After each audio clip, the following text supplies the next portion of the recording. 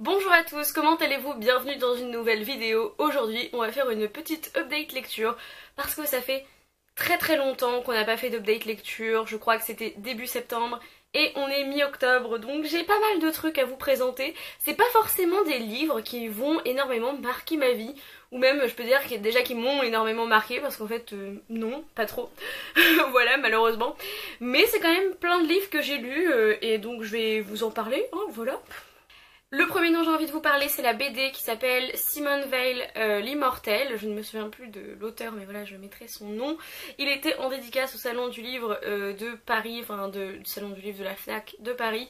Et donc je l'ai rencontré là-bas et j'ai eu très envie d'acheter sa BD sur Simone Weil parce que c'est une figure, je pense, qui est assez centrale en France en tout cas. Et donc je l'ai acheté pour toute ma famille, je l'ai fait dédicacer et je l'ai déjà lu et c'était super. J'ai trouvé les graphismes absolument magnifiques et j'étais très sensible aux plages de couleurs différentes selon les époques. J'ai beaucoup aimé, voilà, le graphisme, c'est important pour moi pour les BD. Et ça parlait de trucs qu'on connaissait déjà sur Simone Weil, notamment son combat pour le droit à l'avortement, son enfance, etc. Quand elle est décédée, il y a eu quelques documentaires vraiment très bons qui sont sortis sur la télé française. Donc je savais pas mal de choses déjà, mais j'ai trouvé quand même que c'était important de la lire et d'en faire un petit peu la publicité. Le deuxième livre que vous avez pu voir peut-être passer sur les réseaux sociaux de ce que j'ai lu, c'est La tête sous l'eau d'Olivia Adam. Pareil, je l'avais reçu en e-book en service presse par NetGalley de la part de la collection R, donc merci à eux. Et je l'ai acheté au salon du livre pour, voilà, pour l'offrir à ma maman pour son anniversaire. Mais je voulais quand même avoir lu ce que l'auteur avait écrit pour pouvoir un petit peu en discuter. Des fois, voilà, ça peut être sympa. Et donc c'est une histoire, en fait, j'en savais pas trop en y allant dedans. Je pensais avec la couverture que je vous mettrai ici que c'était une petite romance mignonne et en fait ce n'était pas du tout ça. C'était l'histoire d'une famille en fait dont la fille avait été enlevée et qui savait pas si elle était morte, si elle était vivante, etc. Et donc était complètement brisée et c'était un peu leur cheminement pour essayer de se sortir de cette dépression quand même. Et c'était intéressant, j'ai beaucoup aimé la plume d'Olivia Adam. Après je pense pas que je m'en souviendrai genre pour toujours, mais c'était une chouette lecture. J'ai enfin, je me suis intéressée à la saga Off Campus de Elle Kennedy et donc j'ai lu le tome 1 The Deal. Et que dire, d'habitude, enfin j'aime pas trop la New Romance, j'avais déjà testé plusieurs fois et c'était pas un truc que j'aimais beaucoup, mais en début d'année j'ai lu Viens on s'aime de Morgane Moncomble qui était aussi édité chez Hugo Romance. Ouais, voilà. Et du coup, je m'étais dit que je pouvais tenter d'autres livres de cette maison d'édition parce que, en tout cas, Viens on s'aime de Morgane Moncomble était vraiment super. Et donc j'ai tenté The Deal, que j'ai plutôt apprécié, même s'il y avait pas mal de clichés quand même, voilà, de la romance et que c'est pas forcément le genre de truc que j'aime lire. Mais voilà, j'ai été bien embarquée dans l'histoire et j'ai bien aimé deux aspects du bouquin, hormis le... Enfin, c'était très léger et en même temps, il y avait des passages qui étaient pas du tout légers, puisque la fille, le personnage principal féminin, a été violée quelques années avant et du coup elle doit réapprendre à avoir des relations sexuelles normales avec des hommes, voilà, avec ses partenaires sexuels. Et c'était super intéressant à voir parce que c'est quelque chose qu'on voit pas du tout dans les livres où voilà, quand quelqu'un a été violé, souvent on voit juste après ou pendant le moment du viol, etc. Mais on voit pas après quand la personne doit continuer sa vie et avoir à nouveau des relations sexuelles. Et c'était super intéressant, je pense que c'était bien travaillé. Donc j'étais plutôt contente de voir ça dans un bouquin. Vraiment, c'était pas juste, ça tombait pas comme un cheveu sur la soupe. C'était intéressant à voir. Et pareil, un jeune homme dont le père le battait, etc. Et donc à chaque fois, effectivement, ça peut amener un peu trop de drame, mais en même temps, ça rend un peu plus sérieux une histoire qui de base pourrait vraiment être juste légère et c'est superficiel. Et du coup, ce que j'ai trouvé, c'est qu'on allait un petit peu plus en profondeur. Et que on avait des personnages quand même assez attachants. Donc voilà, j'ai été plutôt bien surprise par Elle Kennedy. Je sais pas si je lirai ceux d'après parce qu'apparemment ils sont pas extraordinaires. Donc je vais peut-être rester juste sur cette impression. L'autre livre dont j'ai pas trop à en dire, c'est un recueil de poésie qui est To Make Monsters Out of Girls de Amanda Lovelace. Amanda Lovelace, c'est l'autrice de The Princess Saves Herself in This One, The Witch Doesn't Burn in This One. Et donc elle a fait un troisième qui est To Make Monsters Out of Girls. Et il est super intéressant, voilà, ça m'a fait un peu le même effet que le 2. C'était pas une aussi grosse révélation que le 1, donc mais je suis toujours pas mal touchée par sa poésie et j'aime bien les thèmes qu'elle aborde comme le deuil, l'abus émotionnel, le féminisme, etc. Donc c'était une bonne lecture aussi. Ensuite j'avais précommandé The Lady's Guide to Petticoats and Piracy de Mackenzie Lee. Donc j'ai reçu la petite nouvelle sur entre le 1 et le 2, puisque le tome 1 c'est The Gentleman's Guide to Vice and Virtue.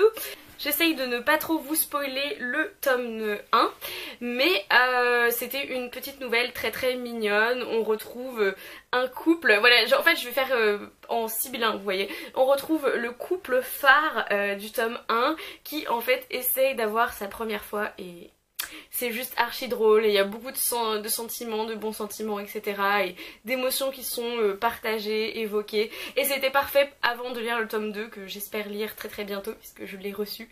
Et c'était trop mignon et ça s'appelle The Gentleman's Guide to Getting Lucky. Et voilà, c'était juste trop mignon et ça m'a fait ma soirée quand je l'ai reçu. Passons à des livres où j'ai un peu plus à en dire peut-être. J'ai lu City of Ghosts de V.E. Schwab. C'était mon premier V.E. Schwab donc c'est important de le dire. Et c'est l'histoire de... Comment elle s'appelle? Justine? Non, je sais même plus comment elle s'appelle, ça y est, voilà, j'ai déjà oublié. Je sais plus quel est son prénom, j'en suis navrée. Et en fait, ses parents sont des chasseurs de fantômes, mais elle voit vraiment les fantômes. Et donc ils vont l'emmener un été à Édimbourg pour enregistrer une émission sur les chasseurs de fantômes, puisque c'est une des villes les plus hantées du monde. Et ça c'est vrai puisque je suis allée à Édimbourg avec ma soeur et on a fait un tour de la ville version fantôme. C'était super chouette et je crois qu'ils le font aussi dans le livre. Et il y avait plein de clins d'œil à Édimbourg. Si vous y étiez, vous saviez ce que l'autrice voulait dire et je crois qu'elle y a passé un bon bout de temps. Donc ça se sent qu'elle connaît la ville. On avait aussi un personnage féminin assez intéressant, du coup c'est du middle grade. Donc on n'avait pas de romance et ça j'ai apprécié, même s'il y avait un personnage principal masculin et un personnage principal féminin, donc c'était chouette. Et voilà, en général c'était vraiment très mignon, j'ai beaucoup aimé, c'était léger et en même temps ça pouvait vraiment mettre en place un univers et des personnages pour les tomes d'après. C'est du middle grade donc effectivement il n'y a peut-être pas toute la force de la plume de V.E. Schwab, j'en sais rien, mais en tout cas ça m'a donné envie de découvrir d'autres livres d'elle. Non, j'ai This Savage Song dans ma palle, j'ai Vicious. Voilà, ça m'attire pas mal et j'ai bien aimé cette introduction à V.E. Schwab. J'ai trouvé que c'était intéressant et c'était le livre parfait pour le Pumpkin Autumn Challenge puisque comme ça il a compté dans le truc sur les fantômes dans le premier menu. Voilà, je suis déjà perdue dans tout ça. Ensuite j'ai lu L'héritage des rois passeurs de Manon Fargueton ou Fargeton, je ne sais toujours pas. Et c'est l'histoire de Rombre. C'est l'histoire d'Ombre et de Rive qui sont deux mondes parallèles dans un sens puisque il y a pas mal de similitudes entre les deux. Et Enora est une passeuse, c'est-à-dire qu'elle peut passer entre les deux mondes, elle peut ouvrir un portail et voilà passer. Et ça fait longtemps que personne n'est allé en Ombre, qui est l'univers qui n'est pas le nôtre. Puisque les rois passeurs ont disparu 300 ans avant, quelque chose comme ça, et personne ne veut les voir revenir. Donc on a deux destinées de jeunes filles en parallèle, jeunes femmes plutôt en parallèle. On a celle d'Enora, donc sa famille a été massacrée et elle cherche la vengeance. Et on a celle de... je sais plus comment elle s'appelle, qui va elle essayer de... Sa mère vient de mourir et en fait c'est une matriarche qui... enfin... c'est pas une matriarchie parce qu'en fait c'est la reine qui est reine, voilà, et qui choisit son consort, le roi, mais en fait le consort est obligé d'être un magicien et donc c'est eux qui ont tous les pouvoirs et qui manipulent les reines comme ils veulent. Elle va elle aussi essayer de monter sur le trône, c'était le personnage que j'ai préféré entre les deux personnages principaux, voilà, les deux femmes. Enora, j'ai eu beaucoup de mal à m'attacher à elle, j'ai eu beaucoup de mal avec son personnage en général, et j'aime pas du tout le principe de commencer dans notre monde à nous et d'aller dans un monde de fantasy. En fait, je déteste ça. Malheureusement, je sais pas, je n'aime pas du tout. Donc j'ai bien aimé la plume de Manon Fargeton, j'ai bien aimé un des deux personnages, j'ai beaucoup aimé l'univers, j'avais qu'une envie, c'était d'en apprendre plus, et pour moi c'était pas assez développé, dans le sens où j'avais l'impression que c'était une introduction au monde d'Ombre, et ce qui pouvait, voilà, il y avait beaucoup de potentiel, et je pense qu'elle le savait aussi, on a discuté un peu, et du coup les illusions de Savloar est beaucoup plus conséquent. L'héritage des rois passeurs ça fait 400 pages, les illusions de Savloar c'est le double, donc j'ai l'impression que ça va être plus conséquent et que je vais avoir ce que je veux, c'est-à-dire quelque chose de plus poussé. C'était pas un mauvais livre, loin de là, mais j'en avais tellement entendu parler en bien que je me suis retrouvée un petit peu comme deux ronds de flanc et j'en attendais plus. Et j'ai été déçue, voilà, d'être aussi exigeante avec un livre qui avait rien demandé à personne. Mais moi j'en attendais plus et malheureusement le livre me l'a pas donné. On va finir avec Marina de Carlos Ruiz Zafón que j'ai lu en lecture commune, avec Sabrina de Call Me Sab et Justine de Justine Shell et beaucoup d'autres bookstagrammeuses, je crois qu'elles sont bookstagrammeuses. Et c'est du Carlos Ruiz Zafón, c'est un de ses premiers livres, voire son premier livre, 1999.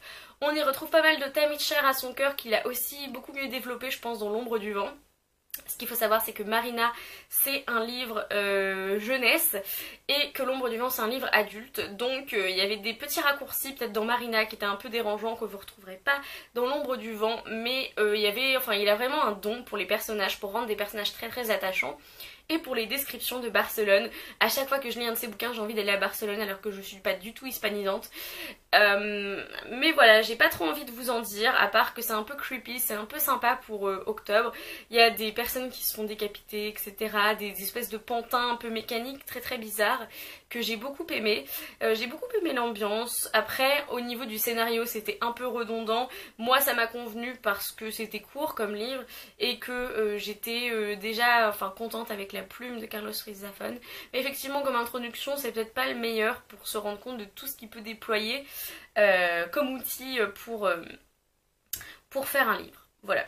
Donc vous ne savez pas ce que c'est l'histoire, mais voilà, il y a des maisons hantées, etc., de jeunes gens et tout.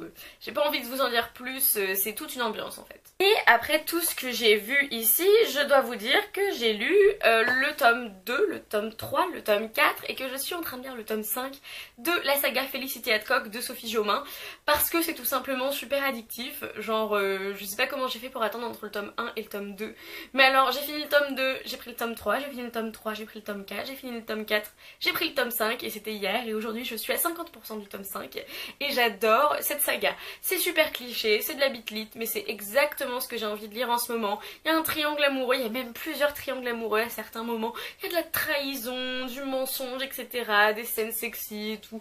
Moi j'étais là genre allez-y, c'est bon. J'ai été contente parce que vraiment j'ai l'impression que Sophie Jaumin a pris des risques avec certaines choses qu'elle a fait dans le bouquin.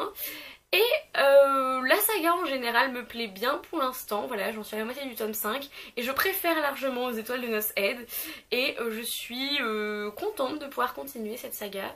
J'aime beaucoup et voilà, j'ai trop rien à vous en dire, à part que pour vous rappeler, Felicity Hadcock, c'est l'histoire d'une jeune femme, il lui arrive jamais rien, elle a 25 ans, elle travaille dans une petite, je sais plus où elle travaille, à Bath.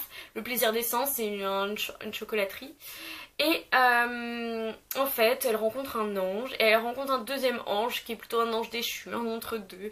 Et après, il y a des loups-garous, des vampires et machin. Et en fait, elle tombe pas forcément amoureuse, mais alors elle couche avec machin, et elle couche avec l'autre, et elle se retrouve dans la merde à certains moments. Et voilà, et elle a fait des pactes et des deals dont elle se souvient plus, et ses parents sont bizarres, enfin bon. Voilà, c'est super chouette, et j'aime beaucoup cette saga. Et voilà, c'est tout pour cette update lecture où je vous ai présenté, je sais pas, une dizaine de livres en mode express, mais j'avais juste envie de vous en parler parce que c'est pas forcément des coups de cœur, mais j'avais quand même envie de vous dire ce que j'avais lu pendant le mois où il n'y a pas eu d'update lecture, c'est tout ce que j'ai lu. Je suis pas forcément à fond dans mes lectures parce que je fais beaucoup de lectures pour le master. Et donc mon rythme n'est plus ce qu'il était, mais c'est pas grave, j'ai quand même eu des bonnes lectures et on va continuer sur cette lancée. Voilà, n'hésitez pas à me dire dans les commentaires si vous avez lu certains livres que j'ai présentés, s'ils vous font envie. Et en attendant une prochaine vidéo, lisez bien, amusez-vous avec vos lectures et bisous.